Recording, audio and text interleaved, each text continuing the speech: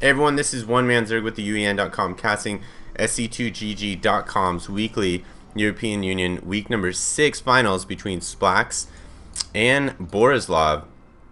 And we can see that I think they're both randoming right now.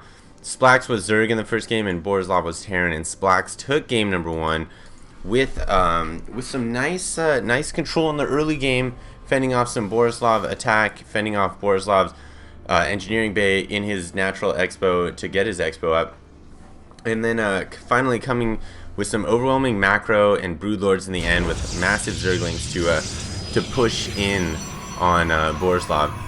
But this is game 2 and this is a 3-game series, so if Splax wins this is the end. If Borislav wins this, we do go to game 3, and we do see that they are in the mirror matchup right now, and I think they are both playing random. I just said that, but it's important to note random players are always really interesting. I know myself, I have one race and I'm not even that great with it, but it's hard enough to play one race, and knowing 3 races, knowing all the builds, knowing how to counter other races' builds with those, it's really a lot of game knowledge and a lot of nice practice that these players have.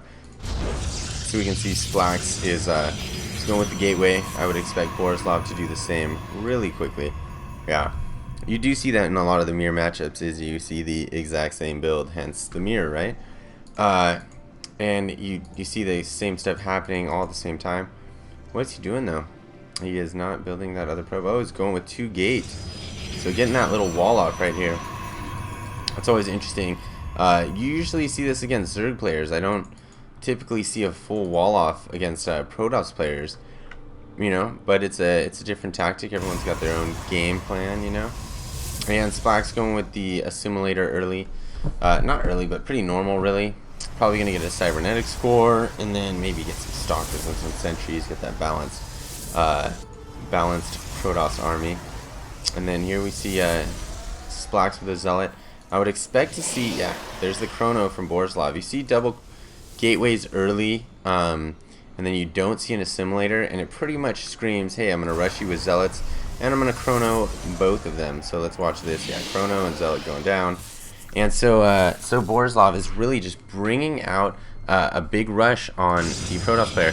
And sometimes if you're not prepared for this as the other Protoss player, it's too much to handle. I've seen a lot of cases where the Protoss who only gets the 1 gate early really gets surprised by the 2 gate push. And you can see he's not even getting that zealot right now. So it looks like he could be in trouble if he decides to not get another unit quickly, because as soon as Borislav comes over with those units, he's going to be in a great position. You can see taking a little probe hit here, but he does have a 3-to-1 zealot advantage, and here they are, 1, 2, and I think here's the 3rd one coming over, and then continues to build those zealots. You know, that's the key to this strategy. He's pretty much all in right now. You can see he's not getting that gas. He's still just sitting on those probes, those 16 probes, and let's see the production tab. There we go. And Splax knows he's playing catch-up right now because he sees Borislav has the zealots in here. And look at that. Pretty nice micro going on right now. Let's look at these hit points popping up. Surprised he's not going to get some probes in here. He's got to get that zealot down. Gets that zealot down. Fighting off these probes. It's pretty interesting because even if he fights off a good amount of these probes, he's going to be in the same position that he's in right now. So you can see that he killed a pretty good amount of probes, probably like 6 or 8 probes, but he's still down 2 probes because that's what his strategy is doing. And then he's actually down in the unit count too. So, oh no, he's got 4 zealots coming. So he's got 2 more probably on their way right now. But he doesn't have warp gate, so that's a really important factor right now, is that he's got to wait for his zealots to get here from all the way across the map. There he goes, taking out 2 of those zealots with 3 of his zealots. Oh, but he's got an interesting mix here to fight. There goes one of his zealots, and this zealot is not in a good position. He really needs to get out of there right now. Trying just to do some damage to that zealot, and then we'll see what is Borislav planning on doing. He's still got those zealots. He's got 3 zealots to 3 other units, but really this balanced army is a nightmare for a zealot army without charge to deal with. Ooh, and Splax is going for the early nexus. So okay, we can see Borislav getting 2 more gateways in here. So really just continuing in with this all-in early push, but he's meeting some really bad for his odds right now with these stalkers and sentries against his just zealot army. I mean, you can see this right here. This 2.95 move speed versus 2.25. These zealots these stalkers are able to walk circles around these zealots, and that really causes a lot of trouble for Borislav right now. And we can see he's got his gateways going with the cybernetics core. So I think he's going to try and go with a little bit more of a balanced army.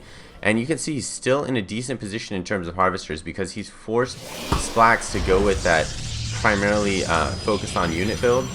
Although he did spend a lot of money on this Nexus, and still keeping up the pressure with those zealots, even though they're not the best counters for stalkers. He is keeping that pressure on them, and able to do some non-shield damage to the stalker. But then we see regenerates that shield back. But still, this is just way too many units for Borislav's zealots to deal with, and he can't even get a probe kill in right there. He's really got to group up these units. It's not looking too good for him right now. You look at the army size, 3 times the cost almost. I mean, you can't compare Crystal to Gas exactly, but that is a way larger army in terms of costs, and he has a higher unit count. Partially, no, he has actually less harvesters. Surprisingly, he's on 2 bases. He has less harvesters. But moving out with that impending Doom Stalker army, and we will see what kind of production does Borislav have going on. He has 2 Stalkers coming out. He has 1 more Stalker coming out, so he's got a little balance to his army now. So if these Stalkers retreat, he will be able to punish them for that retreat with his own Stalkers. So that's it's very important to note that adds a lot of balance and kind of character to his army. That's very necessary for him to keep competing with Splax right now. But yeah, I don't know how he's going to come back from this. He is down in terms of units, and he's just very low on units. He's got an income that's decent, so he's actually right around there, comparable in terms of income. Finally, he's gone down in the harvester count now with Splax leading. Now that Splax is on 2 bases, he should definitely stay ahead. But Borislav is going to have to pull off something tricky here to get back in this game, because it is not looking good for him. And here comes an observer over from Splax, so we can see Splax has his robo facility coming, and there's the good game from Borislav. So it looks like Borislav goes down in 2 to Splax, and Splax with getting the well played from Borislav. He did go with that higher tech than Borislav. Did go with that 1 gateway early, and was just able to fend off those zealots that came in his base, because those zealots, they just aren't that strong that early in the game. It takes so long to get across the map, so there's not a whole bunch you can do. So Splax taking the European Union Week 6 finals in 2 games from Borislav. So pretty impressive play from both. Both played random. Both played well at either race they played. Splax with Zerg and Protoss, and Borislav with Terran and Protoss. Hope you guys enjoyed that. Go to sc2gg.com for these weekly tournaments. And this is One Man Zerg from the UEN.com signing off. Thanks for listening.